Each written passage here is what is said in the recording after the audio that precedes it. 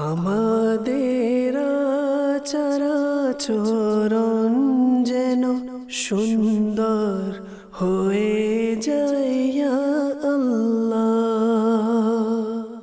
আলহামদুলিল্লাহি রাব্বিল আলামিন ওয়াসসালাতু ওয়াসসালামু আলা সাইয়্যিদিল মুরসালিন আম্মা বা'দ ফাআউযু বিল্লাহি মিনাশ শাইতানির রাজীম বিসমিল্লাহির রহমানির রহিম আসসালাতু ওয়াসসালামু আলাইকা ইয়া রাসূলুল্লাহ ওয়া আলা আলিকা ওয়া আসহাবিকা ইয়া হাবিবাল্লাহ আসসালাতু ওয়াসসালামু আলাইকা ইয়া নাবিয়াল্লাহ ওয়া আলা আলিকা ওয়া আসহাবিকা ইয়া নূরাল্লাহ।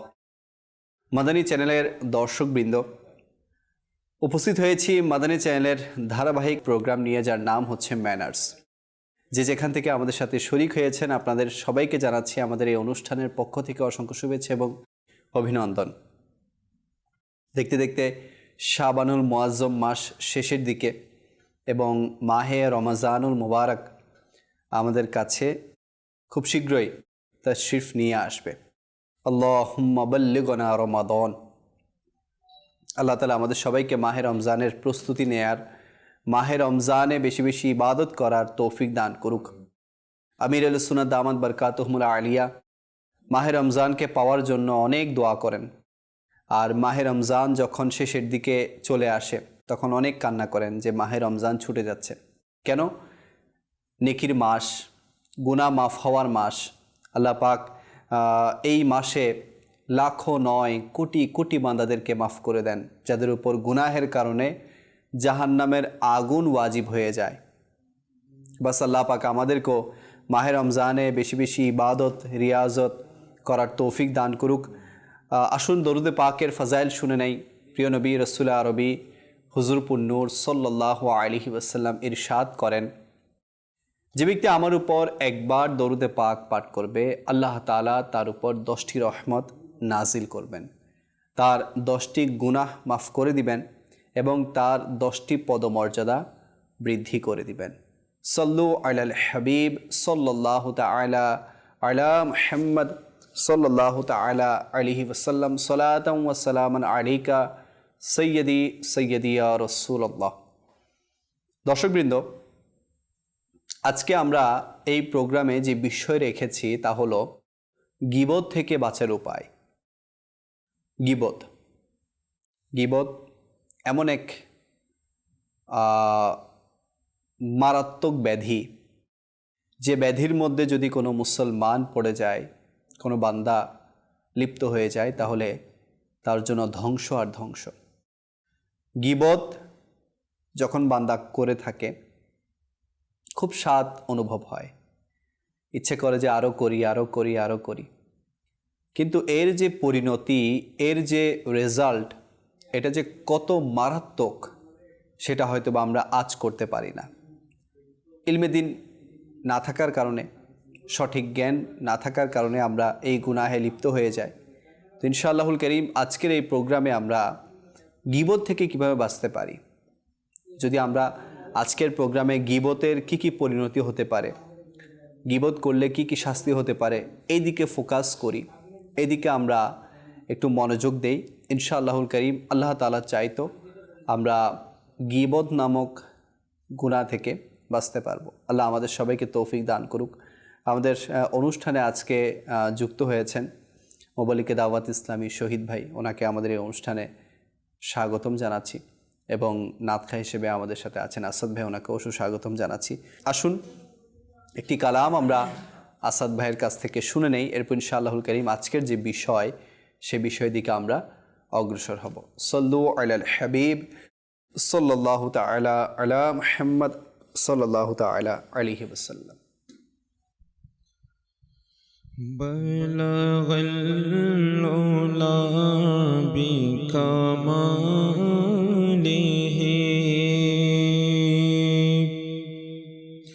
বালাগাল উলা বিকামালিহি বালাগাল উলা বিকামালিহি কশফা দুজা বিজামালিহি হাসনা सुन्नत जमेओ सालिही सल्लो अलैहि वालिही सल्लो अलैहि वालिही। मैं बुरों से लाख बुरा सही, मैं बुरों से लाख बुरा सही, मगर से है मेरा वास्ता, मगर से है मेरा वास्ता। मेरी लाज रखना मेरे खुदा, मेरी लाज रखना मेरे खुदा। ये तेरे हबीब की बात है, सल्लो अलैहि वालिही सल्लो अलैहि वालिही सल्लो अलैहि वालिही।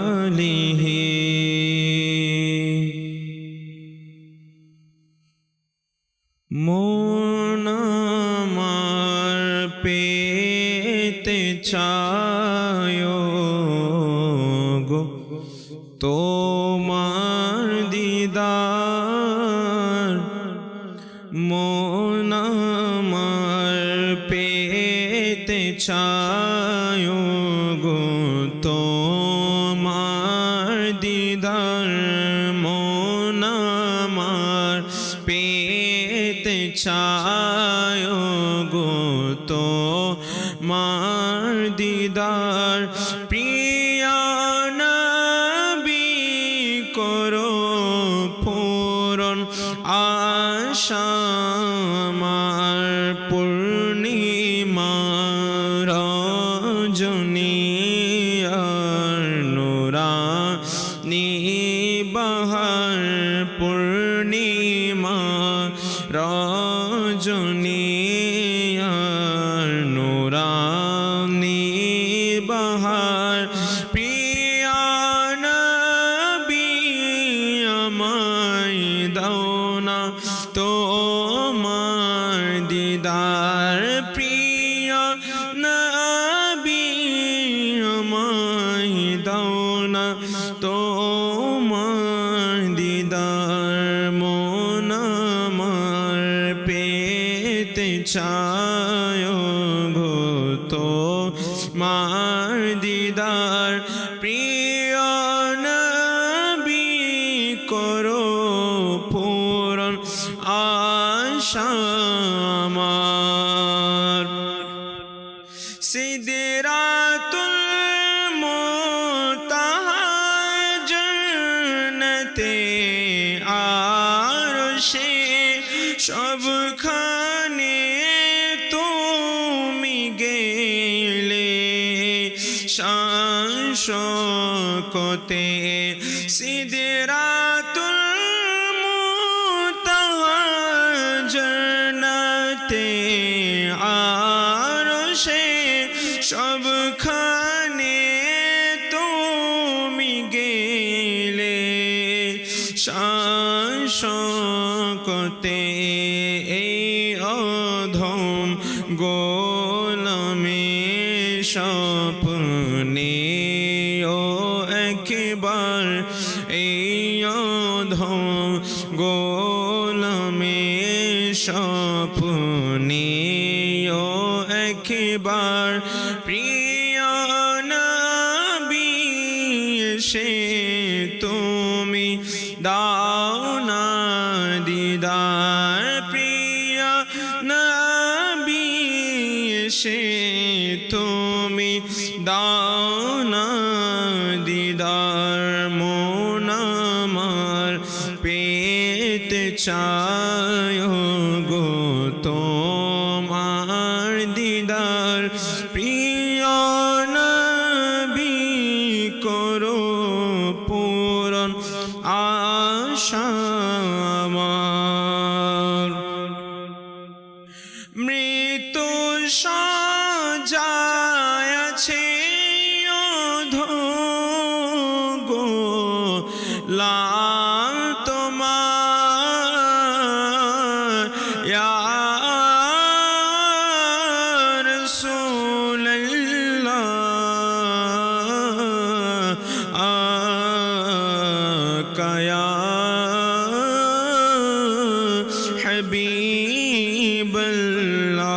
হাবিবাল্লাহ মৃত্যু সজায় আছে গোলাম তোমার নূরানী চেহারা দেখতে বেকুল মুঝে তার যেন নিভে না যায় প্রদীপ জীবনের তার যেন নিভে না যায় প্রদীপ জীবনের তার প্রিয় নবী সে তুমি দাও না দিদার প্রিয় নবী সে তুমি দাও না দিদার মন আমার পেতে চায় গো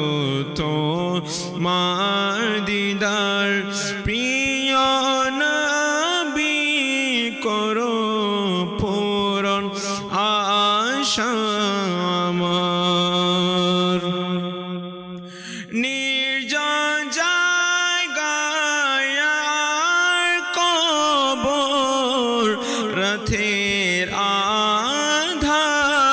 আধার নির্জন জায়গায় কবর রথের আধার কাফন পরিহিত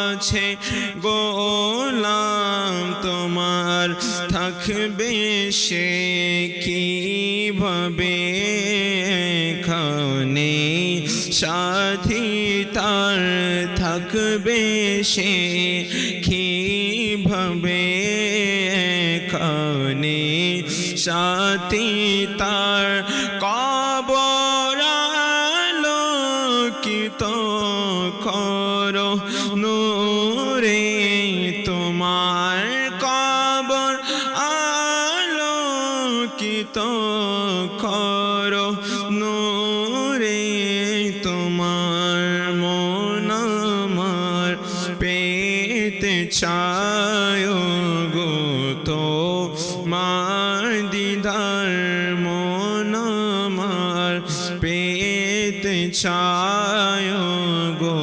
তোমার দিদার প্রিয় নবী করো পূরণ আশা আমার আমিন আমিন ইয়া রব্বাল আলামিন কে পেতে না চায় প্রিয় নবী সাল্লাল্লাহু আলাইহি ওয়াসাল্লামের দিদার আল্লাহ আল্লাহ আল্লাহ আল্লাহ আমাদেরকে ওই চোখ দান করুক যে চোখ দিয়ে আমরা দিদারে রসুল করব আমাদেরকে ওই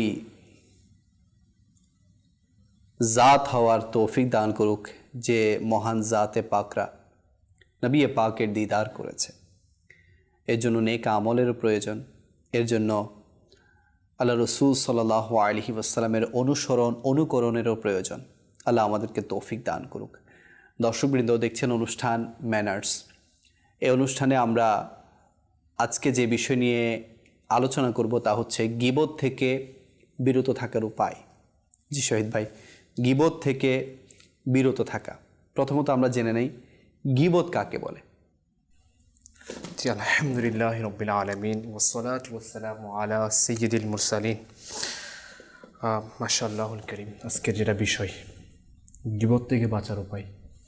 তো আলহামদুলিল্লাহ রাব্বিল আলামিন, আমি প্রথমে এটা বলবো যেটা আপনি বলতেছেন, গীবত কাকে বলে, গীবতের সংজ্ঞা কী, এ সম্পর্কে কিতাবের মধ্যে আসতেছে।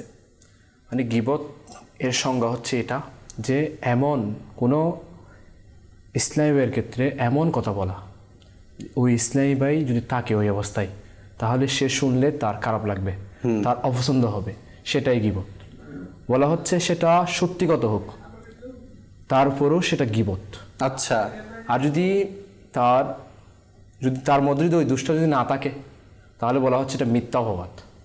অর্থাৎ কোনো ব্যক্তির ব্যাপারে আমি এমন কথা বললাম হ্যাঁ। অন্য কাউকে, যদি ওই ব্যক্তি কখনো শুনে যে আমি তার ব্যাপারে অমুক ব্যক্তিকে এই কথা বলেছি, তাহলে এটা হচ্ছে গীবত। গীবত এই জন্য কোরআন কারিমের মধ্যে রয়েছে এটা যে গীবত করা মানে হচ্ছে মৃত ভাইয়ের গুস্ত বক্ষণ করা। হায় হায় হায় হায়। তো এখানে মৃত ভাইয়ের কথা কেন বলেছে? যেই মৃত সে তো জানে না, তেমনিভাবে গীবত করা হচ্ছে, যার গীবত করা হচ্ছে সে তো জানে না। এই কারণে বলা হয়েছে যে মৃত ভাইয়ের গুস্ত খাওয়ার বক্ষণ করার মতো হচ্ছে গীবত। জি, এই জন্য এমন অবস্থায় গীবত করা যে ওই ব্যক্তি এখানে উপস্থিত নাই, আর যদি সে শুনে তাহলে কষ্ট পাবে। আর এই কারণেই এটা গীবত বলা হয়। এটা সত্যি হোক, যদি তার ভিতরে এটা রয়েছে, এই দুষ্টা তার মধ্যে রয়েছে, তার উপরে এটা গীবত। মিথ্যা হলে তো আরো ভয়ঙ্কর, এটা মিথ্যা অপবাদের মধ্যে চলে যাবে, জি, অপবাদ হয়ে যাবে। তো এই জন্য আমাদের প্রথম এটা নিতে হবে যে গীবত থেকে আমাদের বাঁচতে হবে। কেন বাঁচবো? অবশ্যই আমরা কেন গীবত থেকে দূরে থাকবো? কারণ হচ্ছে দেখেন, গীবত এটা হচ্ছে ভয়ঙ্কর যেগুলো রোগ রয়েছে শরীরের, এর চাইতে মারাত্মক হচ্ছে এই গীবত, এটা বাতিনি রোগ। তো চিন্তা করে দেখেন, কারো যদি কঠিন রোগ হয়ে যায়, তার শরীর নিঃশেষ হয়ে যায়, ধ্বংস হয়ে যায়, কিন্তু যার গীবত হয়ে যায়, যে গীবতের রোগে আক্রান্ত হয়ে যায়, তার কর্মফল ধ্বংস হয়ে যায়, তার ঈমান নষ্ট হয়ে যায়, তার দুনিয়া বরবাদ হয়ে যায়, তার আখিরাত নষ্ট হয়ে যায়। এই জন্য দেখেন, আমরা আজকে দুনিয়ার জমিনের মধ্যে দেখা যায় অনেক যুবককে দেখা যায়, অনেক যারা যুবক রয়েছে তারা নিজের শরীরকে বানানোর জন্য দেখবেন অনেক পরিশ্রম করে, জিমের মধ্যে যায়, তারা অনেক পরিশ্রম করে নিজের শরীরকে বানানোর জন্য, দেখানোর জন্য, নিজেকে সুন্দর তৈরি করার জন্য। এক আল্লাহর এটাও বলতেছেন, শরীর বানানোর চাইতে শরীরকে রক্ষা করা অনেক গুরুত্বপূর্ণ। কারণ হচ্ছে শরীর যদি আপনার যদি না থাকে, আপনি বানাবেন কিভাবে? আর গীবত এটা এমন একটি রোগ যেটা আপনার শরীরকে কবরের মধ্যে ধ্বংস করে দিবে। জি, এখানে কবরের মধ্যে তার মানে বলা হচ্ছে তার এমন অবস্থা হবে, তাকে কবর চাপ দিবে এই গুনাহের কারণে। কিতাবের মধ্যে এটাও এসে কাল জাহান্নামের মধ্যে হামিম, উত্তপ্ত গরম পানির মধ্যে দৌড়াদৌড়ি করতে থাকবে যারা গীবত করবে। তাদেরকে দেখে জাহান্নামের এটা বলবে যে এ কোন গুনাহ করেছে, আমাদের কষ্ট বাড়িয়ে দিচ্ছে। তো বলা হবে সে গীবত করতো। এই গীবতের গুনাহের কারণে আজকে তার এই অবস্থা। আল্লাহু আকবার। এভাবে যদি দেখেন, কিতাবের মধ্যে এটা এসেছে, হযরতে সাইয়্যিদুনা ইমাম মুহাম্মদ গাজালি রাহমাতুল্লাহ তাআলা। কারণ আমাদের উচিত হচ্ছে গীবত থেকে বাঁচা, এটা আজকে আমাদের বিষয়। এটা আজকে দেখা যাচ্ছে গীবত হয়ে যাচ্ছে আমাদের ভিতরে। জি, গীবতের মানে ছড়াছড়ি, আমরা কথা বললেই গীবত করতেছি, জি, আমরা হাঁটলেই গীবত করতেছি, মানে সব সময় দেখা যাচ্ছে মানে মনে করতেছি এটা ভালো কথা, এটাই বলা হচ্ছে না ভালো কথা হোক, এটা সত্যি, তারপরে এটা গীবত, সত্যি হোক তারপরে এটা গীবত। তো এই জন্য চিন্তা করতে হবে, গীবতের অনেক কি রয়েছে, মানে ভালো কথা বলতে মানে সত্য কথা, ভালো কথা বলতে ও তার ব্যাপারে ভালো কথা বললে তো সে খুশিই হবে। আমি আমার কোনো ভাইয়ের ব্যাপারে, যেমন আমি আমার আসাদ ভাইয়ের ব্যাপারে আপনাকে বলতেছি যে মাশাআল্লাহ আমার আসাদ ভাই অনেক সুন্দর নাচ পড়ে, বা উনি এমন ভালো ভালো কাজ করে, তো এটা শুনলে তো উনি খুশিই হবে। কিন্তু এমন সত্য কথা যেটা ওনার মধ্যে বিদ্যমান, যে কথা উনি পরবর্তীতে শুনলে কষ্ট পাবে, ওনার খারাপ, এটাই হবে। জি, এটাই হবে। কোনো মুসলমানকে কষ্ট দিল, সে আমার নবীকে কষ্ট দিল, আর যে নবীকে কষ্ট দিল আল্লাহ তাআলাকে কষ্ট দিল। আর যারা আল্লাহ তাআলাকে কষ্ট দিবে তাদেরকে দুনিয়াতেও লাঞ্ছনা, আখিরাতে কঠিন শাস্তি রয়েছে তাদের জন্য। জন্য আল্লাহ তাআলা এই দিক দিয়ে আমাদের ভয় করা উচিত। এই জন্য গীবত থেকে বাঁচার অন্যতম একটি মাধ্যম হচ্ছে এটা যে কি ইলমে দ্বীন অর্জন করা, এটার মাধ্যমে গীবত থেকে বাঁচা সম্ভব। এই জন্য আমি বলবো প্রথম এটা যে গীবত থেকে আমরা কেন বাঁচব, অনেক দিক তো রয়েছে দুনিয়াতে এটার উপকারিতা। এর মধ্যে ইমাম মুহাম্মদ গাজালি রাহমাতুল্লাহ তাআলা আলাইহি মিনহাজুল আবিদিনের মধ্যে উদ্ধৃত করেন, হযরত সৈয়দনা ইব্রাহিম বিন আদহাম রহমতুল্লাহ তাআলা বলেন, আমি লেবাননের পাহাড় এর মধ্যে কয়েকজন আউলিয়া কিরাম রহিমাহুমুল্লাহ সালাম এর সাহায্যে ছিলাম, মানে ওনাদের সংস্পর্শে ছিলাম, সহবতে ছিল। তাদের মধ্যে প্রত্যেকেই আমাকে উপদেশ দিলেন যে যখন মানুষের মাঝে যাবে তখন এই 4টি উপদেশ দিবে। যখন তুমি মানুষের মাঝে যাবে তখন তাদেরকে 4টি উপদেশ দিবে। 1 নাম্বার, যে পেট ভরে আহার করবে তাকে আমার আল্লাহ তাআলা ইবাদতের স্বাদ তার নসিব হবে না। পেট ভরে আহার করবে, পেট ভরে আহার করা, এজন্য তো এটাই যে সুন্নত যে কুদা আসলে এরপর আহার করা। তাছাড়া আরো এসেছে কিতাবের মধ্যে যে যখনই আমরা খাবার গ্রহণ করব তো আমরা পেটকে 3 ভাগে বিভক্ত করে নিব। একটা খাবার দ্বারা আমরা এটাকে পূর্ণ করব, 1 ভাগ পানি দ্বারা আমরা পূর্ণ করব, আর 1 ভাগ বাতাস অর্থাৎ খালি রেখে দিব, যাতে করে আমরা ইবাদতের স্বাদ গ্রহণ করতে পারি, আমাদের ইবাদত করতে অলসতা না আসে। যেটা বুজুর্গানে দিন বলছে যে পেট ভরে আহার করলে ইবাদতের স্বাদ চলে যাবে, নসিব হবে না তার। 2 নাম্বার বলতেছে যে বেশি ঘুমাবে তার বয়সের সে বরকত পাবে না। এমনও আছে বেশি ঘুমায়, হ্যাঁ আছে, রয়েছে। দেখেন আপনি 60 বছর জিন্দেগি আপনার, আপনি যদি প্রতিদিন 8 ঘন্টা ঘুমান না, তাহলে আপনি 20 বছর শুধু ঘুমিয়েছেন। চিন্তা করে দেখেন। এভাবে যদি আমরা আমাদের হায়াত আমার আল্লাহ তাআলা দিয়েছে, 8 ঘন্টা যদি আমরা যদি লেখাপড়া অথবা যারা চাকরিজীবী তারা চাকরি করে, তাহলে আরো 20 বছর শুধুমাত্র চাকরির মধ্যে লেখাপড়ার মধ্যে ব্যয় করে ফেলেছে। এভাবে বন্ধুকে 1 ঘন্টা সময় দেওয়া, দেখবেন 2-1 বছর চলে যাচ্ছে হায়াতের মধ্যে। এভাবে গোসল করা, এইভাবে এভরিথিং দেখবেন আমরা এই হায়াত থেকে দিয়েছে আমার আল্লাহ তাআলা। মানে আমরা আমাদের ডেইলি শিডিউলকে যদি দেখি তাহলে 24 ঘন্টার মধ্যে আল্লাহ পাককে কতটুকু সময় দিচ্ছে, এটা আমরা খুবই মানে কমই সময় খুঁজে পাবো যে আমরা আল্লাহকে স্মরণ করতেছি। এমন অনেক মুসলমান শহীদ ভাই আছে যারা আল্লাহকে স্মরণ শুধু বিপদ আসলেই করে, অথচ আল্লাহ তাআলা 5 ওয়াক্ত নামাজ আমাদের উপর ফরজ করেছে যাতে আমরা আল্লাহকে স্মরণ করি, কিন্তু এটাও আমরা করছি না। পুরো দিন আল্লাহকে স্মরণ করছি না। কখন করি? যখন একটা বিমারি চলে আসে, যখন একটা মুসিবত চলে আসে, যখন একটা অ্যাক্সিডেন্ট চলে আসে, যখন আমরা অনেক বড় একটা বিপদের মধ্যে পড়ে যাই, তখন আমরা আল্লাহ পাককে স্মরণ করি। কিন্তু যখন আমাদের জীবন খুব ভালো চলতেছে, কোনো সমস্যা নাই, পেরেশানি নাই, বাস আল্লাহকে আর মনে রাখি না, বিন্দাস আমার চলতেছে। তো আমার হুজুর যেটা বললো যে ঘুমিয়েও অনেকে কাটিয়ে দেয়। হ্যাঁ, ঘুমের মধ্যে যে বেশি ঘুমাবে তার বয়সের বরকত চলে। কারণ ঘুম কখন আসবে জানেন? যখন পেট ভরে খাবে। হ্যাঁ, এই জন্য বুজুর্গানে দিন রহমতুল্লাহ কেমন মানে তারা কম খেতেন। এই জন্য এটাও উপদেশ দিয়েছেন পেট ভর্তি খাবার খেলে ইবাদতের স্বাদ নসিব হবে না, এবং তার বেশি ঘুম হবে সে বয়সের বরকত পাবে না।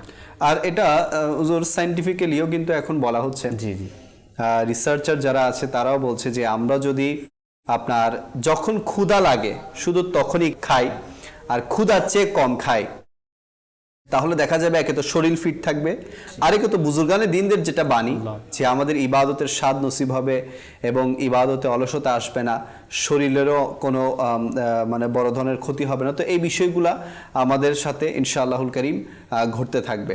তো খাবারের সাথে কিন্তু ইবাদতের সম্পর্ক আছে, খাবারের সাথে ইবাদতের সম্পর্ক আছে। পূর্ববর্তী যারা সলফে সালিহিন ছিলেন এনারা তো অনেক কম খেতেন। আজকে তো আমরা বাঙালিরা তো মানে দিনে 4-5 বারও খেয়ে ফেলতেছি। আসলে খাবার ক্ষেত্রে কোনো গুনাহ নেই, কিন্তু এই খাবার আপনার ইবাদতে অলসতা আনতেছি কিনা। আমরা দাওয়াত ইসলামী যিনি প্রতিষ্ঠাতা সৈয়দি আমির আহলে সুন্নাত মৌলানা ইলিয়াস আতার কাদেরী দামাত বরকাতুমুল আলিয়া, ওনার যখন খাবারের দৃশ্য দেখি, অনেক সময় তো ভিডিও আসে আমির সুন্নাত কীভাবে খায়, কি খায় না খায়, তো উনি দেখেছি যে অনেকগুলো ভিডিওতে দেখেছি যে উনি রুটিকে ছিঁড়ে মানে অল্প কিছু ঝোলের মধ্যে দিয়ে দিচ্ছে আর সেগুলোই খাচ্ছে। তো কত সাদাসিধা খাবার। এরপর সবজি খাচ্ছে, শুধু সবজি। তো এরপর আরও অনেক ধরনের একেবারে সাদামাটা খাবার ওনাকে আমরা খেতে দেখেছি। তো বুজুর্গানে দিনরা এমনই হয় যারা খাবার অল্প গ্রহণ করে, ইবাদত বেশি করে। আর আজকে আমরা খাবার বেশি গ্রহণ করছি, ইবাদত কম করছি। সামনে হুজুর রমজানুল মুবারক আসতেছে, তো ওই ক্ষেত্রে আমরা দেখি যে পুরো দিন আমরা ক্ষুধার্ত থাকি আর ইফতারের সময় মানে পুরো দিনের কাজায় আদায় করে ফেলি। আমরা পুরো দিন যা খাই না এগুলা ইফতারের মধ্যে আমরা খেয়ে ফেলি। তো ওই ক্ষেত্রে গিয়ে দেখা যায় তারাবির সময় আমাদের ডিস্টার্ব হয়ে যায়, সমস্যা হয়ে যায়। আমরা তারাবি অনেকে ছুটে যায়, অনেকে অলসতার কারণে ঘুমিয়ে যায়। তো খাবারের সাথে কিন্তু ইবাদতের সম্পর্ক রয়েছে। তো খাবার কম খাওয়া দরকার। কাম খাওয়া দরকার। মাশাআল্লাহ, মাশাআল্লাহ। এটার উপর আমাদের আমল করা দরকার। যেহেতু ইব্রাহিম বিন আদহাম রাহমাতুল্লাহ জি, জি, আলাইহি ইনি বলতেছেন অনেক আল্লাহর ওলির সুহবতে ছিলেন, ওই আল্লাহর ওলিগণ এই পরামর্শগুলো দিয়েছেন। অথচ উনিও কিন্তু অনেক বড় আল্লাহর ওলি, আল্লাহু আকবার, অনেক বড় একজন আল্লাহর ওলি। তো এরপর ইনি 3 নাম্বার বলতেছেন যে মানুষের সন্তুষ্টি চাইবে, আল্লাহ আল্লাহ, সে আল্লাহ তাআলার সন্তুষ্টি থেকে নিরাশ হয়ে যাবে। জি জি, সে আল্লাহ তাআলাকে রাজি করতে পারবে না, আল্লাহ তাআলাকে সন্তুষ্টি করতে পারবে না, কারণ সে মানুষের সন্তুষ্টি চাচ্ছে। কিন্তু যদি আমরা যদি এর বিপরীত হয়ে যাই না, আল্লাহ তাআলাকে রাজি করি না, তখন মানুষ আমার প্রতি রাজি হয়ে যাবে, খুশি হয়ে যাবে যে আল্লাহ তাআলার ইবাদত করবে, মানুষগণ তার খেদমত করবে। তো এরপর 4 নাম্বার যেটা বলা হয়েছে যে গীবত করবে, মানে ইব্রাহিম বিন আদহাম ওই আল্লাহর ওলিগণ থেকে যে 4টা নসিহত নিয়েছেন, এর মধ্যে 4 নাম্বার হচ্ছে যে গীবত করবে অহেতুক কথাবার্তা বেশি বলবে, সে দ্বীনে ইসলামের উপর মৃত্যুবরণ করবে না। আল্লাহ আল্লাহ, অর্থাৎ বেঈমান হয়ে মারা যাবে, যেটা সবচেয়ে আমাদের জন্য ক্ষতিকর। জি, কারণ আমাদের মানে আখিরাতের মঞ্জিলে যখন আমরা যাব, এর মধ্যে প্রথম মঞ্জিল হচ্ছে মৃত্যু। মৃত্যু কারোর জন্য উপহার স্বরূপ, আর কারোর জন্য বেদনাদায়ক। তো এই জন্য মৃত্যু আমাদের সবার কাছে আসবে। আমরা যারা গীবত করতেছি, মানুষের সন্তুষ্টি চাচ্ছি, 3 নাম্বার যেটা, সে মানুষের সন্তুষ্টি চাওয়ার জন্য এমন এমন কথা বলতেছে, মানে হাসাচ্ছে, কিন্তু এটা গীবত হচ্ছে। এমন এমন মজলিসের মধ্যে এমন এমন সে কথার মধ্যে রসিকতা করে মানুষের দোষগুলো বর্ণনা করতেছে, আর এটা মানুষ সবাই এটাকে স্বাদ গ্রহণ করতেছে। এটার মধ্যে ক্ষতি রয়েছে, আল্লাহকে রাজি করতে পারবে না। আর এই গুনাহ, এই মারাত্মক বেদী তার তো আখিরাত তো নষ্ট করবে, সে বেঈমান হয়ে মারা যাবে। আর যে বেঈমান হয়ে মারা যাবে, যে ইমানদার হয়ে মারা যাবে না, যে ইমান নিয়ে কবর যেতে পারবে না, তার জন্য মানে জাহান্নাম এটা অবধারিত, এবং সে মানে আবাদুল আবাদ, মানে চিরস্থায়ীভাবে সে জাহান্নামে হয়ে যাবে। অর্থাৎ ঈমান নিয়ে যদি মারা যায়, গুনাহের কারণে শাস্তি তো পাবে, কিন্তু একদিন না একদিন তো জান্নাতে আসবে। আল্লাহ তাআলা দয়া হলে সে জান্নাতে অবশ্যই যাবে। কিন্তু যারা ঈমান হারা হয়ে, অমুসলিম হয়ে, ঈমানকে তরক করে, ঈমান ছিন্ন হয়ে যারা দুনিয়া থেকে বিদায় নিবে, তারা চিরস্থায়ীভাবে জাহান্নামে, তাদের জান্নাতে যাওয়ার কোনো অবকাশ নাই। তো আমার হুজুর যেটা বলছেন যে গীবত এটা মন্দ মৃত্যুর একটি কারণ, ঈমান হারা হয়ে দুনিয়া থেকে যাওয়ার একটি কারণ। এই জন্যই তো আল্লাহ রাসূল সাল্লাল্লাহু আলাইহি ওয়াসাল্লামের হাদিসে পাক আছে, মান সমাতা নাজা, যে চুপ রইল সে নাজাত পেল। তো গীবত থেকে আমি মনে করি যে সবচেয়ে বড় যে বাঁচার সবচেয়ে বড় যে মাধ্যম, সেটা হচ্ছে চুপ থাকা, মানে জিহ্বাকে সংরক্ষণ করা। যত চুপ থাকা হবে তত কথা কম বলা হবে। এটার সাথে হুজুর অনেকগুলো নেকির সম্পর্ক। আপনি চুপ থাকবেন, আপনি সকল প্রকার মুখের গুনাহ থেকে বেঁচে যাবেন। আর আমরা গুনাহ করেই তো বেশি মুখ দিয়ে, মুখটা বন্ধ দেখেন না আপনি, আর গুনাহ কি হচ্ছে? কোনো কিছুই তো হচ্ছে না। সবচেয়ে বেশি জবান দিয়েই আমাদের গুনাহ হয়। আর হচ্ছে চোখ। তো চোখ প্রথমত বিভিন্ন ওলামায়ে কেরাম বলেছে যে চোখের ক্ষেত্রে প্রথমে দৃষ্টি দিয়ে গুনাহ হয়, সেটা জেহেনের মধ্যে আসে, এরপর বিভিন্ন আমার জবান দিয়ে সেটা বের হয়ে যায়। তো আমরা যদি চুপ থাকতে পারি, আসাদ ভাই, অনেক বুজুর্গানে দিনদের জীবনী থেকে এটাও পাওয়া যায় যে ওনারা কম কথা বলার জন্য মুখে পাথর দিয়ে রাখতেন, মানে যাতে আমার ঠোঁটটা কম নড়ে, মানে আমার ঠোঁটটা যাতে কম ইউজ হয়। তো এই জন্য অনেক মানে আল্লাহর নেক বান্দারা ওনারা মুখের মধ্যে পাথর দিয়ে রাখতেন। তো আল্লাহ তাআলা আমাদের সবাইকে আমল করার তৌফিক দান করুক, কম কথা বলার তৌফিক দান করুক। জি হুজুর। জি মাশাআল্লাহুল কারীম, আমি আরো এটা অ্যাড করব, সেটা হচ্ছে জিহ্বার, যেটা আপনি কথা বলেছেন, মানে গীবত থেকে যদি আপনি বাঁচতে চান, তাহলে জিহ্বার ক্ষেত্রে আপনাকে সতর্কতা অবশ্যই অনেক বেশি। কারণ রিওয়ায়াতের মধ্যে এটা রয়েছে যে সকালবেলা যখন হয় তখন শরীর জিহ্বাকে বলে, হ্যাঁ আমার মানে আল্লাহ তাআলাকে ভয় করো আমাদের ক্ষেত্রে, কারণ তুমি যদি ভালো হও তাহলে আমরা সেফ থাকবো, আর তুমি যদি এলোমেলো হয়ে যাও তাহলে আমাদের জন্য এটা মানে ধ্বংসের কারণ হবে, আমরা তোমার কারণে মানে কি হয়ে যাব, মানে ক্ষতিগ্রস্ত হব। এই জন্য জিহ্বা খুবই মানে এটা আমাদেরকে ঠিক রাখতে হবে, কারণ জিহ্বা ঠিক না হয় তাহলে একই তো আমাদের ঈমান নষ্ট হয়ে যাচ্ছে। আর জিহ্বার কারণে বেশি গুনাহ হয়, আর মারাত্মক যেগুলো গুনাহ মানে কবিরা গুনাহ, এগুলো জিহ্বার কারণে, যেমন মিথ্যা, সুগলকুরি, এভাবে মানে হিংসার মতো অপবাদ দেওয়া, এভাবে গীবত, আজকে গালিগালাজ করা, মানে হারাম যেগুলো গুনাহ রয়েছে, কবিরা গুনাহ, এগুলোর কারণে তো কিয়ামতের দিন তাকে কুকুর হিসেবে তুলনা হবে। শুধুমাত্র মৃত্যু একে তো মেয়েবান হয়ে মারা যাবে, এরপর যখন কবরে রাখা হবে শাস্তি এমন যে বাহারি শরীয়তের মধ্যে মুফতি আমজাদ আলী আজমি রাহমাতুল্লাহি তাআলা আলাইহি লিখতেছেন একজন আহ্বানকারী আসমান থেকে আহ্বান করে তাকে বলবেন, একে এমনি শুয়ে দিলে হবে না, তাকে তার বিছানাকে জাহান্নামের আগুনের বিছানা বানিয়ে দাও। আহ এরপর এখানে মানে তারা থামবে না, তারা বলবে সে তো মৃত্যুক, সে মানে গীবত করতো, তাকে আগুনের পোশাক পরিয়ে দাও। এরপর আরো বলা হবে তার জন্য জাহান্নামের একটি দরজা খুলে দাও, সাথে জাহান্নামের দরজা খুলে দেওয়া হবে। এরপর দুইজন ফেরেশতা আসবে, যারা কানে শুনবে না, যারা চোখে দেখবে না, যাদের হাতের মধ্যে একটা লোহার দণ্ড থাকবে, যা পাহাড়ের মধ্যে মারা হলে পাহাড় সাথে মানে কি হয়ে যাবে, মাটি হয়ে যাবে, সে লোহার দণ্ড দ্বারা ওই গুনাহগারকে মারা হবে। এবং কিয়ামতের দিন তাদের আকৃতি হবে কুকুরের আকৃতি নিয়ে, এবং জাহান্নামের মধ্যে তাদের আকৃতি হবে বানরের, যারা গীবত করবে। ঈমান হারা হয়ে মারা যাবে। কবরের মধ্যেও শাস্তি রয়েছে। চিন্তা করে দেখেন, আমরা কবরের মধ্যে 1 সেকেন্ড থাকার উপযুক্ত না। জি, যদি আমরা 1 সেকেন্ড থাকি, তাহলে আমরা কখনো মানে আমাদের এটা যদি চিন্তা করি না যে হঠাৎ করে যদি ঘরের দরজা বন্ধ হয়ে যায়, তাহলে আমরা ভয় পেয়ে যাই। মানে আমাদের এমন অবস্থা হয়, দেখেন আমরা যখন ঘরের অন্ধকার রুমের মধ্যে যখন আমাদের কারেন্ট চলে যায়, বিদ্যুৎ চলে যায়, আমরা ভয় পেয়ে যাই। আমরা একা থাকতে, যদি ওই সময় যদি একা থাকি আরও ভয় লাগে। তো বুজুর্গানে দিন এতটুকু বলতেছেন যে কি, কবরের মধ্যে কোনো আযাব আসতে হবে না, কোনো আযাব আসবে না, সাপ বিচ্ছু আসবে না, শুধু এতটুকু আযাব যে আপনাকে অন্ধকারে থাকতে হবে। এটা আমাদের জন্য বড় আযাব। তো এর পরে যদি আমাদের গীবতের কারণে যদি আগুন চলে আসে, আমাদের বিছানা যদি জাহান্নামের আগুনের বিছানা হয়ে যায়, তাহলে আমাদের কি অবস্থা হবে, কি হালত আমাদের হবে।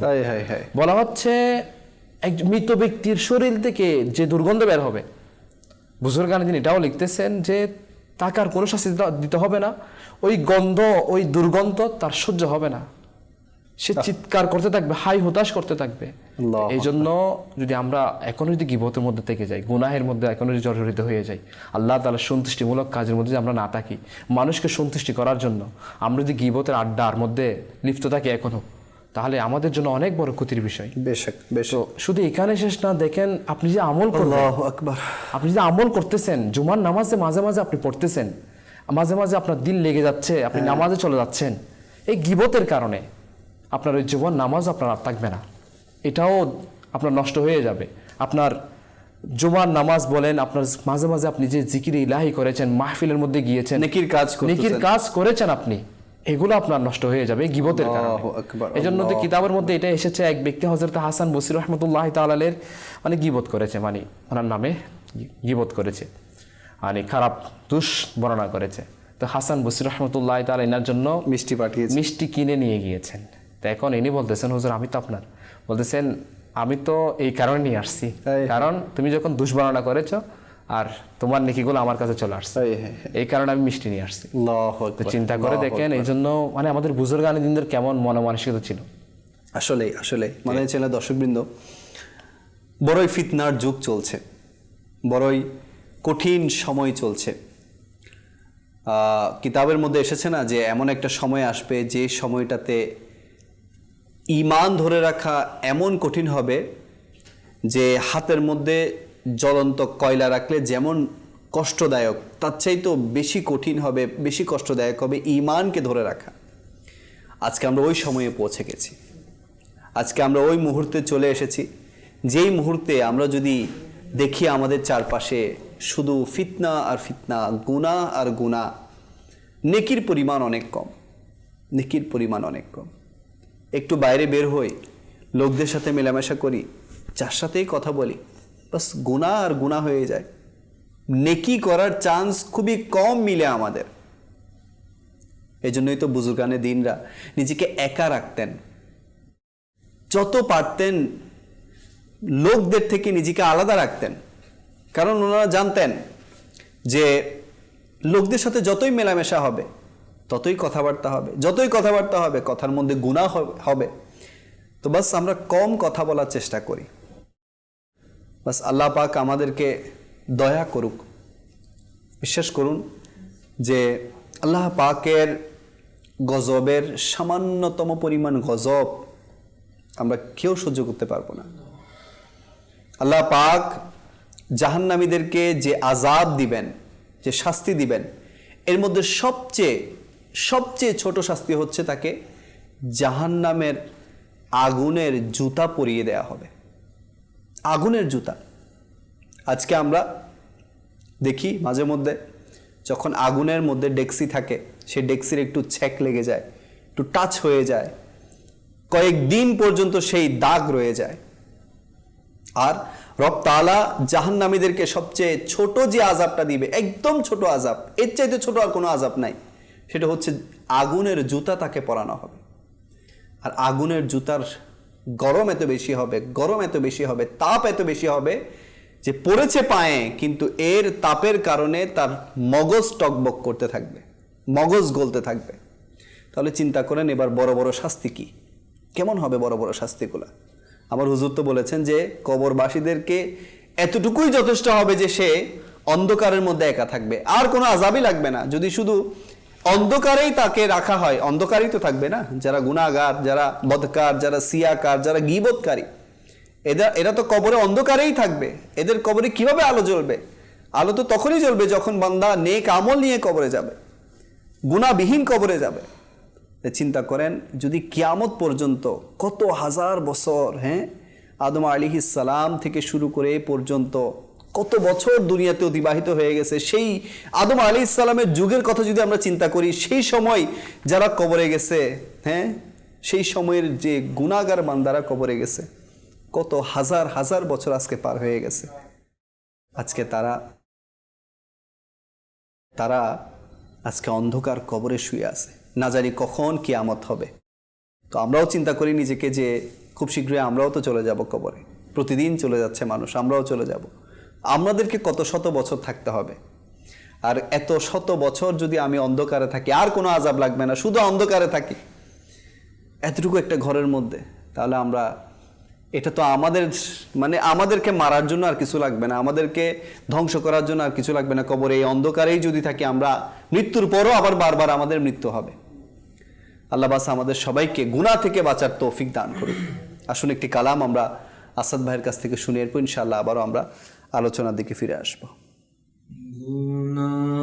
গুনাহের যায় না যে ভাসে আমার, ইয়া রাসূলুল্লাহ।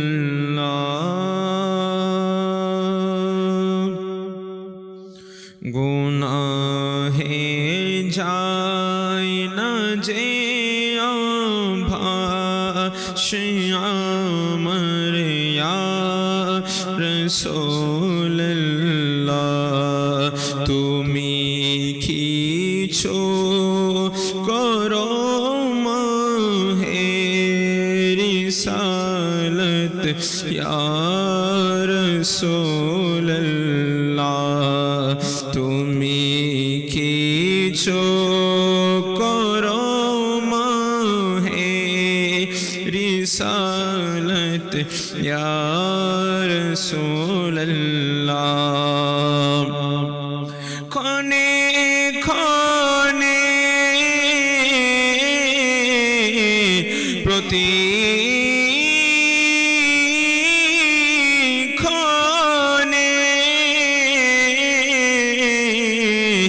ইয়া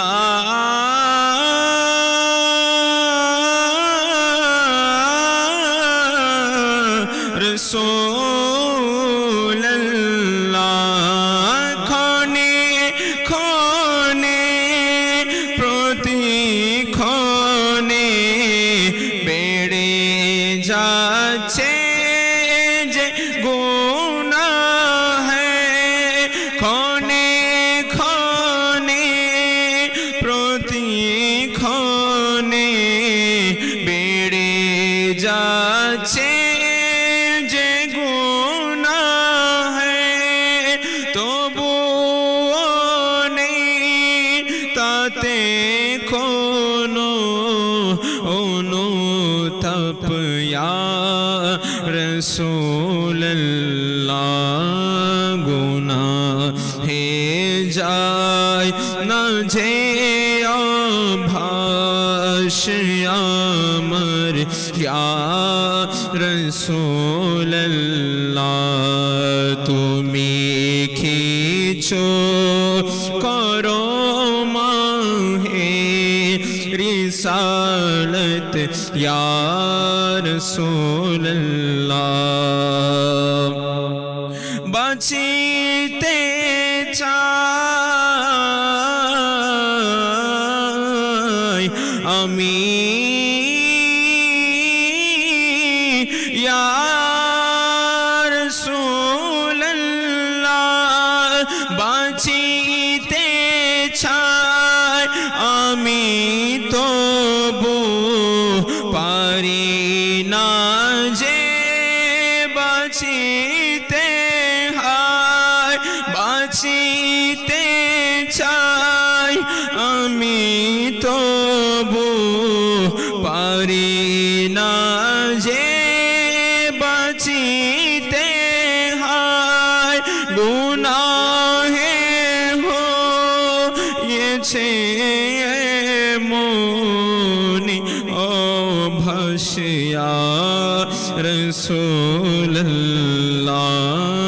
গুনাহে যায় না যে ভাসিয়া আমার ইয়া রাসূলুল্লাহ ভেঙে গেছে কুমার আমার গুনাহের ভুজার ভারে আকা ইয়া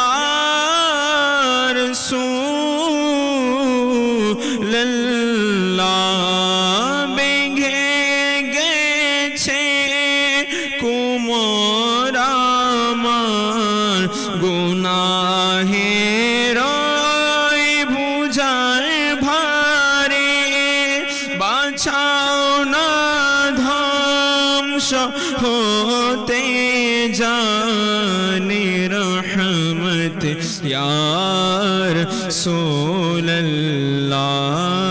গুনাহে যায় না যে ভাসিয়া আমার ইয়া রাসূলুল্লাহ মরিতে চাই আমি আকা সবুজ গম্বুজের ছায়াতে বুলালো গরিবো কো বুলালো ইয়া রাসূলুল্লাহ মরিতে চাই আমি আকা সবুজ গম্বুজের ছায়াতে স্বদেশে যায় যদি মোরে কি হবে ইয়া রাসূলুল্লাহ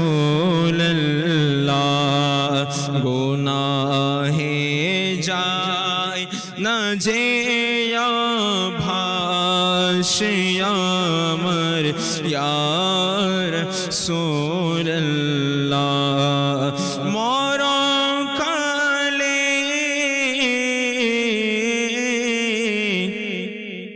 আমি আকা ইয়া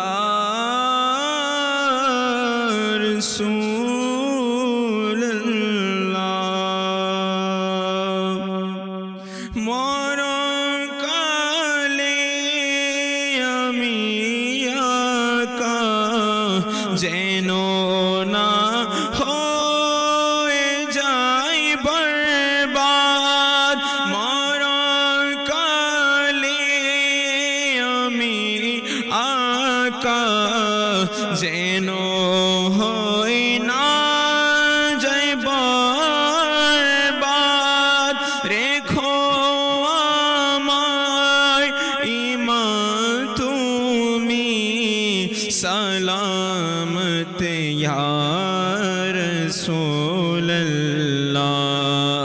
গুনাহে যায় না যে ভাসি আমার ইয়া রাসূলুল্লাহ।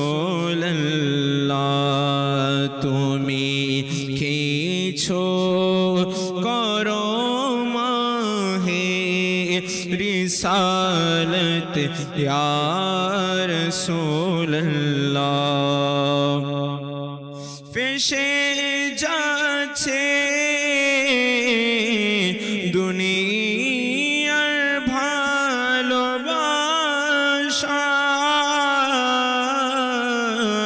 ফেসে যাচ্ছে দুনিয়ার ভালোবাসায় আতারে রে মন, ফেসে যাচ্ছে দুনিয়ার ভালোবাসায় আতারে রে মন, করো আতার হতে দূরে আপদ ইয়া রাসূলুল্লাহ। গুনাহে যায় না যে ভাসি আমার ইয়া রাসূলুল্লাহ। তুমি কিছু করো মা হে রিসালত ইয়া রাসূলুল্লাহ।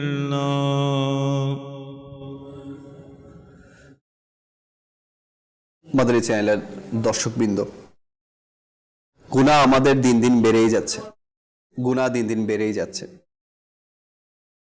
আল্লাহ না করুক যদি গুনাহের কারণে কবরের মধ্যে কঠিন আযাব আমাদের চলে আসে। কঠিন আযাব। কবর তো মাত্র মৃত্যুর পরে সর্বপ্রথম একটি ধাপ, এরপরে আরো অনেক কঠিন কঠিন ধাপ আছে। হাসর আছে, পুলসিরাত আছে, মিজান আছে, এরপর কেউ জান্নাতে কেউ জাহান্নামে, এগুলো তো আছে, এগুলো পরের সাবজেক্ট। মৃত্যুর পর সবচেয়ে বড় যেটা ধাপ সেটা হচ্ছে কবর। আর কবরের মধ্যে যদি বান্দা ফেঁসে যায়, কবরের মধ্যে যদি বান্দা পাকড়াও হয়ে যায়, শুধু গীবতই ধরে নেই যে শুধু গীবতের কারণে যদি আমরা যে আযাবগুলোর কথা আমাদের মোবাল্লিকে দাওয়াত ইসলামী এতক্ষণ বলছিলেন, সে আযাবগুলোই যদি আমাদেরকে দিয়ে দেয়া হয়, কি হবে আমাদের? কোথায় যাব আমরা? কাকে ডাকবো? এখন তো কঠিন বিপদে পড়লে মাকে, বাবাকে, ভাইকে, বোনকে, বন্ধুকে ডাকার সুযোগ আছে, কিন্তু কবরে কাকে ডাকবো? কে শুনবে আমার ডাক? বাস আল্লাহ পাক এতদিন যা গীবত আমরা করেছি এ থেকে তওবা করছি, আল্লাহ আমাদেরকে ক্ষমা করুক, ভবিষ্যতে আমাদেরকে গীবত থেকে বাঁচার তৌফিক দান করুক। বাস্তবিক অর্থে গীবত অনেক ভয়ানক একটি ব্যাধি, গীবত অনেক ভয়ানক একটি গুনাহ। জি হুজুর, এ ব্যাপারে আরও শুনতে চাই আপনার কাছ থেকে। জি মাশাআল্লাহ, আসলে গুনাহের অভ্যাস এটা বান্দার দুনিয়া ধ্বংস করে দেয়, আল্লাহ, তার ঈমানও নষ্ট করে দেয়, মানে আখিরাতও তার ধ্বংস হয়ে যায়। জি, কিতাবের মধ্যে আসতেছে গীবত একটা গুনাহ, এটা একটা কবিরা গুনাহ। কোনো গুনাহকে ছোট মনে করা যাবে না। জি, যে কোনো গুনাহই তার ঈমান নষ্ট করার কারণ হতে পারে, তার আখিরাত ধ্বংসের কারণ হতে পারে। এই জন্য ফুজাইল বিন আয়াস রহমতুল্লাহ তাআলা আলাইহির একজন ছাত্রের কথা কিতাবের মধ্যে এসেছে। ওই ছাত্র অনেক নেককার ছিল। বলা হচ্ছে যখন এর মৃত্যুর সময় আসলো, তখন ফুজাইল বিন আয়াস দেখতে গেলেন, সূরা ইয়াসিন পাঠ করতে লাগলেন। কারণ মৃত ব্যক্তির সামনে আমার নবী বলেছেন, বুজুর্গানে দিনদের বাণী রয়েছে, মৃত ব্যক্তির সামনে সূরা ইয়াসিন তেলাওয়াত করা হলে তখন মৃত্যুর কাজটা একটু লাঘব হয়, সহজ হয়। জি যখন পাঠ করতে লাগলেন তখন ফুজাইল বিন আয়াসের ওই ছাত্র বলতে লাগলেন, সূরা ইয়াসিন পাঠ করিও না। তখন ফুজাইল বিন আয়াস তাকে কালিমা পাঠ করতে লাগলেন, তখন সে কালিমা পাঠ করতে লাগলো না এবং এই অবস্থায় মারা গেল। তো ফুজাইল বিন আয়াস 40 দিন 40 রাত কান্না করেছে ছাত্রের এই করুণ অবস্থা দেখে। আহ, যখন 40 দিন পরে দেখতেছে ছাত্রকে ফেরেশতারা টেনে টেনে হেসডে হেসডে জাহান্নামে নিয়ে যাচ্ছে।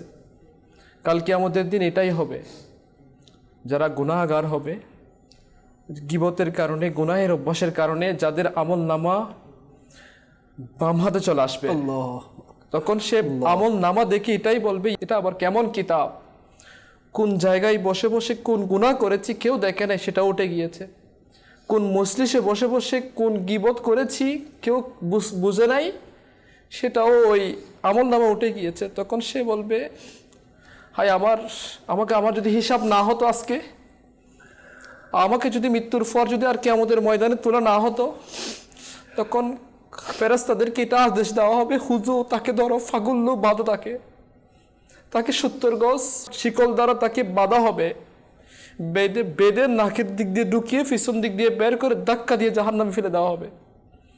এই ছাত্রের ক্ষেত্রে এটা এসেছে, তাকে জাহান্নামে নিয়ে যাওয়া হচ্ছে। তখন ফুজাইল বিন আয়াস বলতেছেন, হে ছাত্র, তুমি তো অনেক ভালো ছিলে, আমার ক্লাসের মধ্যে অনেক নেককার ছিলে, কোন গুনাহ তোমাকে এই জাহান্নামে নিয়ে যাচ্ছে? তো বলা হচ্ছে, ওই ছাত্র বলতেছেন, হুজুর আমি চুগলখুরি করতাম, আমি বন্ধুদেরকে বলতাম একটা, আপনাকে এসে বলতাম আরেকটা, এরপর আমি হিংসা করতাম, হিংসার কারণে আর আমি প্রতি বছর 1 গ্লাস মদ পান করতাম, এই গুনাহ আমাকে আজকে এই জাহান্নামে নিয়ে যাচ্ছে। আল্লাহ এজন্য গীবত আমরা মনে করি এটা অনেক ছোট বিষয়, আমরা করে ফেলি, মানে আরও এটা নিয়ে আমরা হাসাহাসি করি, এটাই ভয়ের বিষয়। বলা হচ্ছে গুনাহ করে খুশি হয়ে যাওয়া, এনজয় করা, এটা গুনাহ করার চাইতে মারাত্মক বড় গুনাহ। গুনাহ করতে না পারার কারণে আফসোস করে, এটাও অনেক বড় গুনাহ। গুনাহ করার সময় যে মানে কেউ দেখে ফেলতেছে এটা টেনশন করা, কিন্তু রব তাআলাকে ভয় না করা, এটা গুনাহ করার চাইতে বড় গুনাহ। আল্লাহ এই জন্য গীবত ছোট বিষয় হতে পারে, আমাদের ক্ষেত্রে লাগতেছে, কিন্তু এটা আমার ঈমান নষ্ট করার কারণ। কবরে আমাকে আযাবের সম্মুখীন হতে হবে, আমাকে জাহান্নামে নিয়ে যাওয়ার মতো একটা কাজ হচ্ছে গীবত করা। এজন্য আজকে যেটা আমাদের বিষয়, গীবত থেকে বাঁচার, আমরা প্রথমে শুনেছি গীবত থেকে বাঁচার উপায় হচ্ছে জ্ঞান অর্জন করা। এরপর জিহ্বাকে সংযত রাখা, জিহ্বার ক্ষেত্রে সতর্কতা অবলম্বন করা, কারণ এই জিহ্বা আমাকে জান্নাতেও নিয়ে যেতে পারবে, আবার এই জিহ্বা আমাকে জাহান্নামে নিয়ে যেতে পারবে। এই জন্য বুজুর্গানীদের একটা আমল ছিল এমন, আল্লাহু আকবার, বুজুর্গানীদিন এমন ছিল যে আমরা যে গীবত থেকে বাঁচবো, এই 3 নাম্বার উপর আমল করলে আমরা গীবত থেকে বাঁচতে পারবো। জি, সেটা হচ্ছে কল্যাণকর কথা বলা, কল্যাণকর কথা বলা, হ্যাঁ, এবং নয় যদি আমার ভিতরে যদি কল্যাণকর কথা না আসে, চুপ থাকা। এটা হাদিসের মধ্যেও রয়েছে, আমার আল্লাহ তাআলা হযরত মুসা আলা নবিয়িনা ওয়া আলাইহিস সালাতু ওয়াস সালামকে বলতেছেন, হে মুসা, কল্যাণকর কথা নিজে শিখো, অপরকে শিখাও, কারণ তাদের কবরকে আমি আলোকিত করে দিব, তাদের আর ভয় লাগবে না। সুবহানাল্লাহ। কারণ আমাদের সামনে তো কবর রয়েছে না, কবরের আযাবের ব্যাপারে আমরা শুনেছি। সেই জন্য ভালো কথা যে বলবে না, কারণ একবার সুবহানাল্লাহ, জিহ্বার এত দাম, একবার সুবহানাল্লাহ বললে তার জন্য জান্নাতে একটি বৃক্ষরোপণ করা হয়, একবার দুরূদ শরীফ পাঠ করলে তার উপর 10টি রহমত নাজিল করা হয়, মানে তার গুনাহ মাফ হয়ে যায়। এই জিহ্বার এত ক্ষমতা, এত আল্লাহ তাআলা এত শান দিয়েছে, কিন্তু আমরা নিজেদের কারণে। এই জন্য আমার নবী করিম সাল্লাল্লাহু তাআলা আলাইহি ওয়া সাল্লামকে যখন বলা হয় সবচেয়ে ক্ষতিকর বস্তু কোনটা, আমার নবী জিহ্বাকে ধরে দেখিয়েছেন এটাই সবচেয়ে ক্ষতিকর বস্তু। তো এই জিহ্বা কখন ক্ষতিকর হয়? যখন অন্তর নাফাক হয়ে যায়, অন্তরের মধ্যে যখন হিংসা, গীবত, চুগলখুরি, এভাবে রিয়া, এগুলোর মতো যত আফত রয়েছে, বিপদ রয়েছে আমাদের জন্য, বাতিনি বিপদ, যেগুলো আমার আখিরাত নষ্ট করে দিবে, ঈমান নষ্ট করে দিবে, দুনিয়ার রোগ তো শরীর ধ্বংস করে দিবে, এই রোগগুলো হয়ে গেলে তার আখিরাত নষ্ট হয়ে যাবে, তার ঈমান নষ্ট হয়ে যাবে। এই জন্য আগে এগুলোর চিন্তা করা, গীবতের এটা নিয়ে আমাদেরকে কাজ করা, কিভাবে আমরা আজকে গীবত থেকে বাঁচতে পারি, আজকে গীবত হয়েছে কিনা, এটা নিয়ে একটা ফিকির করা, এটাও গীবত থেকে বাঁচার অন্যতম একটি মাধ্যম। যেভাবে আমাদের আমির আল সুন্নাত দামাত বারকাতুহু আলী আমাদেরকে 72টি নেক আমল দিয়েছে, এখানে রয়েছে এটা, মানে আপনি কি আজকে এটা করছেন কিনা, গীবত শুনেছেন কিনা, মানে কারো বিরুদ্ধে বলেছেন কিনা, কারো দোষ অন্বেষণ করেছেন কিনা, তাকে বলছেন কিনা, নাকি অন্য কাউকে বলে আপনি এই গীবতের মতো এত জঘন্যতম কাজ করছেন কিনা। জি। তা আমির হোসেন আমাদেরকে প্রশ্ন করেন, এই জন্য প্রতিদিন যদি আমরা রাতে নফসের হিসাব, নফসের হিসাব যদি আমরা নিই, নফসের জবাবদিহিতা যদি আমরা নিই, তাহলে এভাবেই আমাদের গীবত থেকে বাঁচার একটা মাধ্যম হয়ে যাবে। বেশক কারণ এটা যদি অন্তর হয়ে যায়, আমার নবী বলতেছেন কি, শরীরের মধ্যে একটা গোস্তের টুকরা রয়েছে, যদি এটা ভালো হয়ে যায় তাহলে ওই পুরো মানুষটা, ওই মানুষটা ভালো। আর যদি ওটা যদি খারাপ হয়ে যায় তাহলে ওই মানুষটা খারাপ। এই জন্য ওই গোস্তের টুকরাটা কি, আমার নবীকে জিজ্ঞেস করা হয়েছে। আমার নবী বলছেন ওই গোস্তের টুকরাটা হচ্ছে কলব।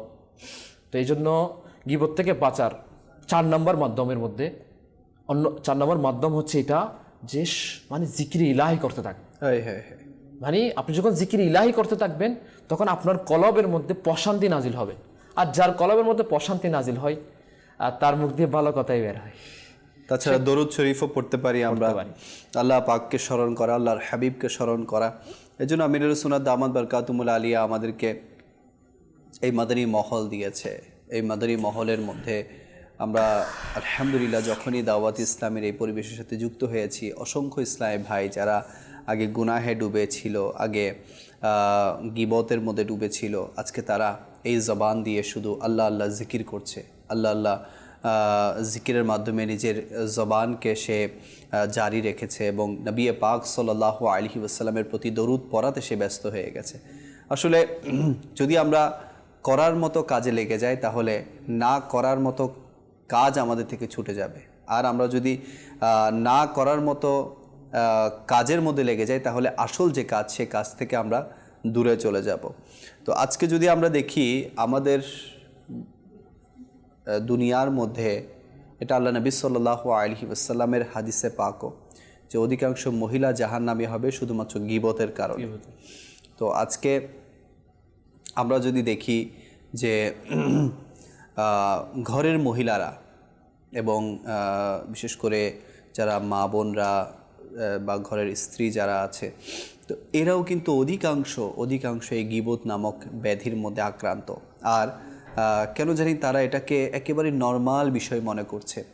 আপনি দেখবেন যে তারা কখনো যদি কারো ব্যাপারে বলে, মানে এমনভাবে বলে যে মানে সেটা কোনো গুনাহই না, অথচ তাদেরকেও বলা দরকার যে এটা একটি মারাত্মক গুনাহ। কোনো বোনের ব্যাপারে, কোনো আত্মীয়ের ব্যাপারে, কোনো মহিলার ব্যাপারে, অন্য কোনো ইসলামী বোনের ব্যাপারে যদি আমরা গীবত করি তাহলে এটা অনেক মারাত্মক গুনাহ।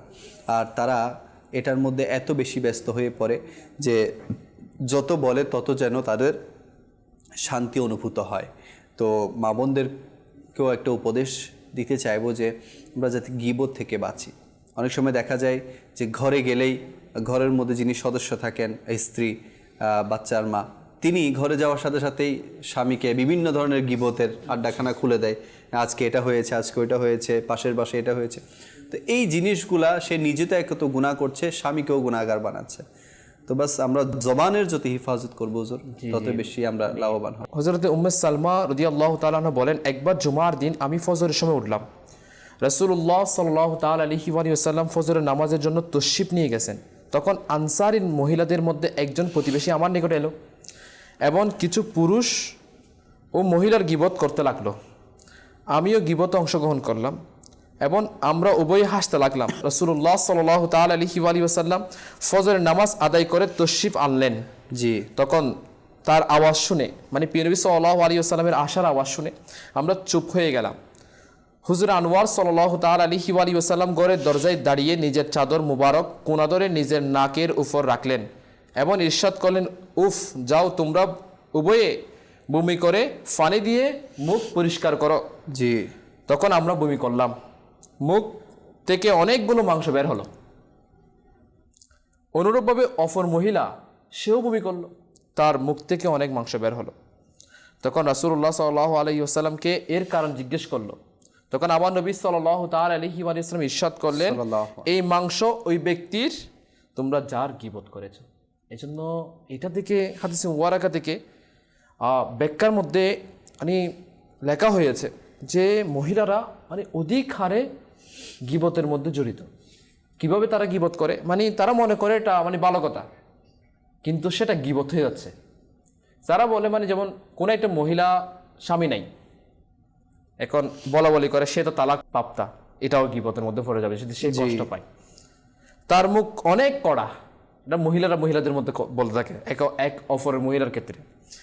স্বামী কখনো সুখের নিঃশ্বাস নিতে দেয় না, মানে দেখেন মানে এটাও বলে থাকে যে মহিলারা আমার স্বামীর দ্বারা আমি কখনো সুখ পাই নাই, আমি মানে নিঃশ্বাসও নিতে পারি না। আমি স্বামীর সামনে অনেক মানে বলে যেটা বলে যে ওই মহিলাটা স্বামীর সামনে অনেক মুখ চালায়, মানে এদের ভিতরে এগুলো হয়ে থাকে। এইভাবে তারা মানে মনে করে এগুলো কেউ তাদেরকে বলে না এটা গীবত হচ্ছে, তাদের মানে তারা মানে মেনে নিতে রাজি না, অথচ এটা গীবতের মধ্যে এই কঠিন রোগের মধ্যে সে আক্রান্ত হয়ে যাচ্ছে।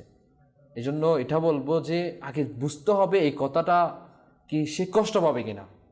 যে সে যদি কষ্ট পায় আমার এই কথা শুনলে, ওই মহিলাটা যার ক্ষেত্রে আমি বলছি সে তালাক প্রাপ্তা, সে স্বামীর সামনে অনেক মুখ চালায়, এইভাবে যদি আমি চিন্তা করে তারপর কথাটা বলি, তাহলে ইনশাআল্লাহুল করিম যারা মাশাআল্লাহুল করিম আপনার মাধ্যমে এটা বলবো মাদানী চ্যানেলের মধ্যে যারা মহিলারা দেখতেছেন, আগে চিন্তা করেন, আগে ভাবুন।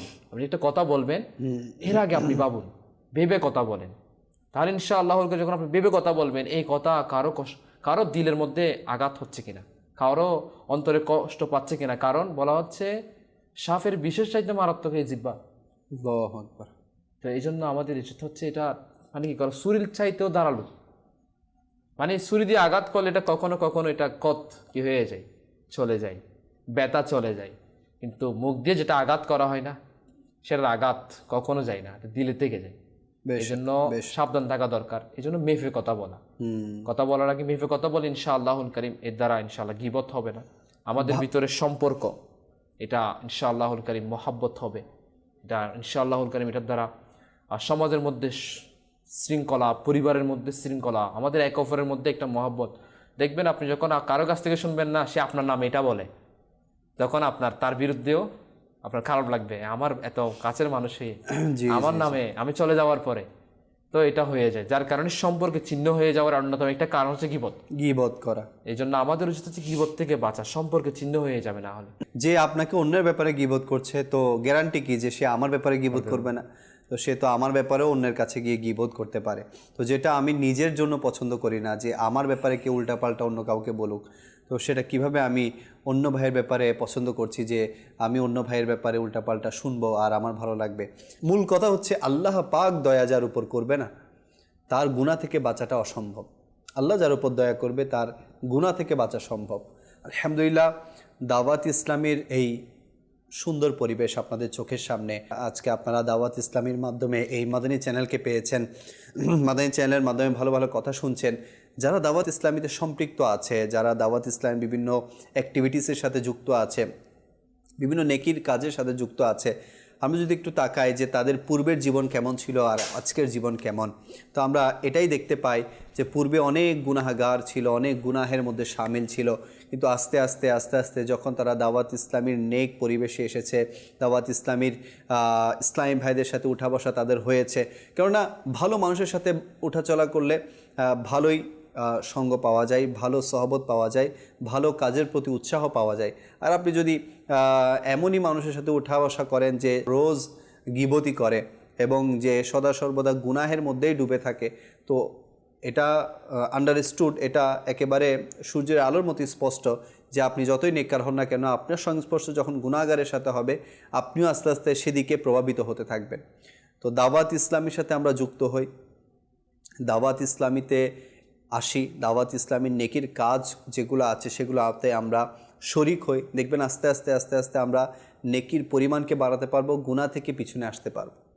তো মাকসাদ তো এটাই না যে আমরা গুনাহ থেকে বাঁচি। তো গীবত তো অনেক বড় গুনাহ। তো গীবত নামক গুনাহ থেকে বান্দা যখন বেঁচে যাবে তখন সে ইনশাআল্লাহ পরকালের কঠিন আযাব থেকেও বেঁচে যাবে। তো মাহে রমজানুল মোবারক আসতেছে, আলহামদুলিল্লাহ দাওয়াত ইসলামীর বেনিফিট আপনাদের চোখের সামনে। দাওয়াত ইসলামী প্রতিনিয়ত কি করছে, কেমন পরিবর্তন পুরো দুনিয়াকে করছে সেটা আপনাদের চোখের সামনে। আজকে দাওয়াত ইসলামী বিভিন্ন মাদ্রাসা, মসজিদ, এই যে চ্যানেল মাকতাবাতুল মদিনা, অসংখ্য দিনী কাজ দাওয়াত ইসলামের মাধ্যমে হচ্ছে। শুধু নেকির কাজ নয়, ওয়েলফেয়ারের কাজও দাওয়াত ইসলামের মাধ্যমে হচ্ছে। বন্যা হলে বন্যায় দাওয়াত ইসলামী সহযোগিতা করছে, থ্যালাসেমিয়া রোগ হলে সেখানে ব্লাড দিয়ে দাওয়াত ইসলামী সহযোগিতা করছে। আচ্ছা, যখন বিভিন্ন জায়গায় আগুন লাগে তাদেরকে আর্থিক সহায়তার মাধ্যমে দাওয়াত ইসলামী সহযোগিতা করছে। দাওয়াত ইসলামী কোথায় নেই? দাওয়াত ইসলামী সব জায়গায় আছে। দাওয়াত ইসলামী আলহামদুলিল্লাহ গাজার মধ্যে, সেখানে যারা ঘরবাড়ি যাদের উজাড় হয়ে গেছে, যারা খাবার পাচ্ছে না, তাদের কাছে গিয়েও খাবারের ব্যবস্থা করে দিচ্ছে এবং ঘরের ব্যবস্থা করে দিচ্ছে। আমার আপনার দাওয়াত ইসলামী আলহামদুলিল্লাহ অনেক বিশাল কর্মযজ্ঞ করছে, অনেক বিশাল নেকির কাজ করছে। তো আমাদেরকে উচিত না যে দাওয়াত ইসলামের পাশে আমরা দাঁড়াই? তো আমরা কিভাবে দাঁড়াতে পারি? এক তো নিজে চলে আসি, দাওয়াত ইসলামীকে নিজে সঙ্গ দেই, এবং সেই সাথে দাওয়াত ইসলামীর এই সমস্ত কাজগুলো করার জন্য কিন্তু কোটি কোটি মিলিয়ন বিলিয়ন টাকার প্রয়োজন হয়। তো বছরে বিভিন্ন ধরনের ইভেন্ট আসে, বিভিন্ন ধরনের মুসলমানদের মাঝে একটা উৎসাহ উদ্দীপনা আসে দান সদকা করার। তো মাহে রমজান হচ্ছে অনেক বড় একটা ইভেন্ট, যে ইভেন্টে আমরা বিশেষ করে মুসলমানরা বিভিন্ন ধরনের দান সদকা করে থাকি। বিশেষ করে যারা সাহেবে নিসাব, অর্থাৎ যাদের নিসাব পরিমাণ সম্পদ আছে, যতটুকু সম্পদ থাকলে যার উপর জাকাত ফরজ হয়, তো তারা জাকাত এই রমজানেই বের করে। তো আমি বলবো যে রমজান আসার আগে আগে যেহেতু আপনারা জাকাত বের করছেনই, তো কিছু অংশ আপনারা দাওয়াত ইসলামীকে ডোনেট করুন। হ্যাঁ, হয়তোবা আপনার নিকট আত্মীয় থাকতে পারে, আপনি আগে থেকে কাউকে দিয়ে আসতেছেন, এমন কিছু আত্মীয় স্বজনও থাকতে পারে, তাদেরকেও দেন। তো কিছু অংশ যদি আপনি দাওয়াত ইসলামীকে দেন, তাহলে দাওয়াত ইসলামের নেকির কাজ আরও সামনের দিকে আগাবে। দেখুন, আমার আপনার কিছু দান সৎকার কারণে যদি দাওয়াত ইসলামীর এই নেকির প্ল্যাটফর্ম আরও সামনের দিকে এগিয়ে যায়, তাহলে এর সওয়াব কিন্তু আমি আপনি ঘরে বসেই পেতে থাকব আমাদের দান সৎকার মাধ্যমে। আচ্ছা, কারো জাকাত বের হচ্ছে না, কিন্তু টাকা আলহামদুলিল্লাহ অনেক আছে, তো তারা চাইলে নফল সদকা দিতে পারেন। যারা জাকাত দিয়ে দিয়েছেন, অনেকে এটা চিন্তা করতে পারেন যে আমি তো জাকাত দিয়ে দিয়েছি, এখন কি করব? আপনারা চাইলে নফল ডোনেশন দিতে পারেন। আচ্ছা, সামনে ফিতরা অনেকে আদায় করবেন, তো ফিতরা চাইলেও দাওয়াত ইসলামীকে দান করতে পারবেন। তো লাইভের মধ্যে বিভিন্ন প্রোগ্রামের মধ্যে আমাদের ব্যাংক অ্যাকাউন্ট চলে, বিকাশ নাম্বার চলে, আপনারা যেভাবে পারেন, যেটা আপনাদের সুযোগ সুবিধা হয়, আপনারা দাওয়াত ইসলামীকে ডোনেট করতে পারবেন। আল্লাহ তাআলা আমাদের সবাইকে দাওয়াত ইসলামীকে সঙ্গ দেওয়ার তৌফিক দান করুক। আল্লাহ নবী সাল্লাল্লাহু আলাইহি ওয়াসাল্লামের একটি হাদিসে পাক আপনাদের সামনে তুলে ধরছি। আল্লাহ পাকের দানক্রমে অদৃশ্যের সংবাদ প্রদানকারী প্রিয় নবী সাল্লাল্লাহু আলাইহি ওয়াসাল্লাম ইরশাদ করেন, মেরাজের রাতে এরূপ মহিলা ও পুরুষদের নিকট দিয়ে গমন করলাম যারা আপন বুকের সাথে ঝুলে আছে। আমি জিজ্ঞাসা করলাম, হে জিব্রাইল, এরা কারা? আরজ করলেন, এরা মুখের উপর দোষ প্রদানকারী এবং পেছনে নিন্দাকারী। আর তাদের সম্পর্কে আল্লাহ তাআলা ইরশাদ করেন যে কানজুল ইমানের অনুবাদ, ধ্বংস ওই ব্যক্তির জন্য যে লোক সম্মুখে বদনামি করে এবং পশ্চাতে নিন্দা করে। আমাদের প্রিয় নবী সাল্লাল্লাহু আলাইহি ওয়াসাল্লাম আরেকটি হাদিসে পাকের মধ্যে ইরশাদ করেন, আমি মেরাজ রজনীতে এমন এক সম্প্রদায়ের নিকট দিয়ে গমন করলাম যারা নিজেদের চেহারা এবং বুক তামার নখ দ্বারা আচ্ছাদ ছিল। আমি জিজ্ঞাসা করলাম, হে জিব্রাইল, এরা কারা? বলল, তারা মানুষের মাংস খেত, অর্থাৎ গীবত করত এবং তাদের সম্মান নষ্ট করত। দেখুন কেমন কঠিন কঠিন শাস্তির ব্যাপারে নবী পাক ইরশাদ করেছেন। তো গীবত থেকে আমাদের সকলকে বাঁচা উচিত। আলহামদুলিল্লাহ, গীবত থেকে বাঁচার অন্যতম একটি ওয়াজিফাও আমরা শিখে নেই। আমরা যদি কোনো বৈঠকের মধ্যে বসি, ধরেন আমরা বন্ধুদের সাথে, আত্মীয় স্বজনদের সাথে, রিলেটিভের সাথে আমরা বসলাম, তো বসার সময় যদি আমরা এই ওয়াজিফাটা পাঠ করি, কোনটা? বিসমিল্লাহির রহমানির রহিম ওয়া সাল্লাল্লাহু আলা মুহাম্মাদ, এই ওয়াজিফাটা যদি আমরা পাঠ করি, তাহলে যতক্ষণ এই মজলিসে থাকা হবে ততক্ষণ আমরা গীবত থেকে হিফাজত থাকব। আর যখন আমি এই মজলিস থেকে উঠব, উঠার সময়ে এই ওয়াজিফাটা পাঠ করব, বিসমিল্লাহির রহমানির রহিম ওয়া সাল্লাল্লাহু তাআলা আলা মুহাম্মাদ। তাহলে কি হবে? আমি চলে যাব, এরা আর আমার ব্যাপারে গীবত করবে না, তাহলে এরাও গুনাহ থেকে বেঁচে যাবে। বসার সময় পড়লে আমরা সবাই গুনাহ থেকে বাঁচব, আমি নিজেও বাঁচব, তারাও বাঁচবে। আর আমি যখন ওঠার সময় পড়ব, তখন আমি চলে যাব, এরাও গীবত থেকে বেঁচে যাবে।